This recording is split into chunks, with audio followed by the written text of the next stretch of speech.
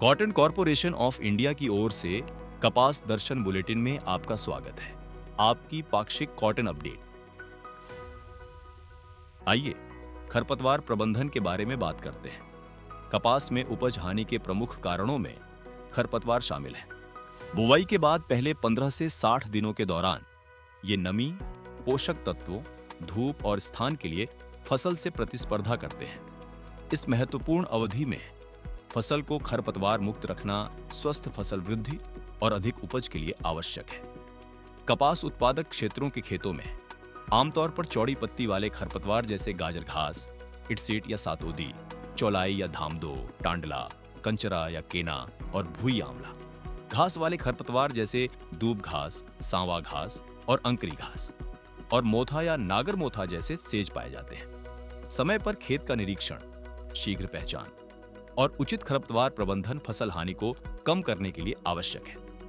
बुवाई के तुरंत बाद नम मिट्टी पर पेंडिमेथालिन को पूर्व उद्भव खरपतवारनाशी के रूप में लगाएं।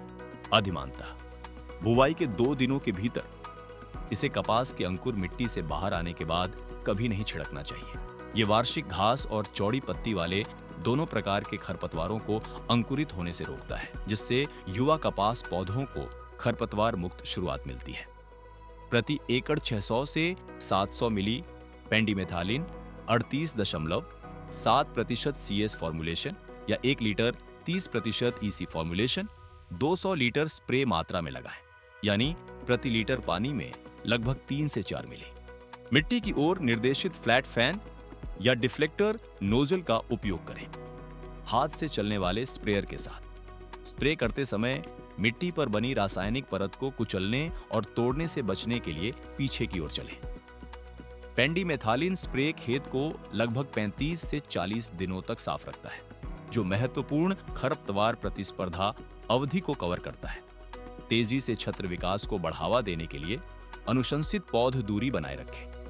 उच्च घनत्व रोपण प्रणाली में शीघ्र पौध बंद होना देखा जाता है, जो पंक्तियों के बीच की जगह को कवर करता है, मिट्टी की सतह को छायांकित करता है, खरपतवार वृद्धि को दबाता है और नमी, पोषक तत्वों और धूप के लिए प्रतिस्पर्धा को कम करता है। हमेशा खेत की मेढ़ों और सीमाओं को साफ और खरपतवार मुक्त रखें। मेढ़ों और खेत की सीमाओं पर हल चलाएं या ग्लूफोसिनेट जैसे व्यापक स्पेक्ट्रम खरपतवारनाशी का प्रयोग करें, जो अधिकांश खरपतवार प्रजातियों को नियंत्रित करता है। बुवाई के 20 से 25 दिनों बाद हाथ की खुरपी से पहली निराई करें या पावर टिलर का उपयोग करके यांत्रिक निराई करें।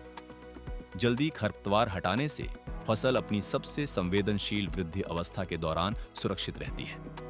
बुवाई के लगभग 45 दिनों बाद निराई दोहराएं और मिट्टी चढ़ाने का काम करें। इससे पौधे मजबूत होते हैं, मिट्टी की नमी संरक्षित होती है और फसल की पंक्तियों में उगने वाले छोटे खरपतवार दब जाते हैं। यदि खरपतवार प्रारंभिक नियंत्रण से बच जाते हैं, तो खरपतवार के 2 से 4 पत्ती अवस्था में होने पर पाइरिथियोबैक सोडियम और क्विजालोफॉप एथिल के अनुशंसित पश्च उद्भव खरपतवारनाशी संयोजन का उपयोग करें। ये चौड़ी पत्ती वाले और घास वाले दोनों प्रकार के खरपतवारों को प्रभावी ढंग से नियंत्रित करता है। हमेशा अनुशंसित मात्रा और लेवल निर्देशों का पालन करें। पाइरिथियोबैक सोडियम का उपयोग उन कपास खेतों में नहीं करना चाहिए जहां उड़द, मूंग और अरहर जैसी दलहनी फसलें अंतर फसल के रूप में उगाई गई हों, क्योंकि यह दलहनी फसलों के लिए हानिकारक है। क्विजालोफॉप का उपयोग मक्का के साथ अंतर फसल वाले कपास में नहीं करना चाहिए, क्योंकि यह मक्का के लिए हानिकारक है। समय पर पूर्व उद्भव खरपतवारनाशी का प्रयोग, उचित फसल दूरी, साफ खेत की मेढ़ें या और सीमाएं, यांत्रिक निराई, मिट्टी चढ़ाना और आवश्यकता आधारित उद्भव पश्चात खरपतवारनाशी को जोड़ने वाला समेकित तरीका महत्वपूर्ण अवधि के दौरान कपास को खरपतवार मुक्त रखता है। समय पर खरपतवार प्रबंधन स्वस्थ फसल, पानी और पोषक तत्वों के कुशल उपयोग और अधिक कपास उत्पादकता सुनिश्चित करता है। यह किसान भाइयों की जानकारी के लिए है तथा किसान भाइयों से निवेदन है कि वे हमारे कपास दर्शन बुलेटिन से जुड़े रहें।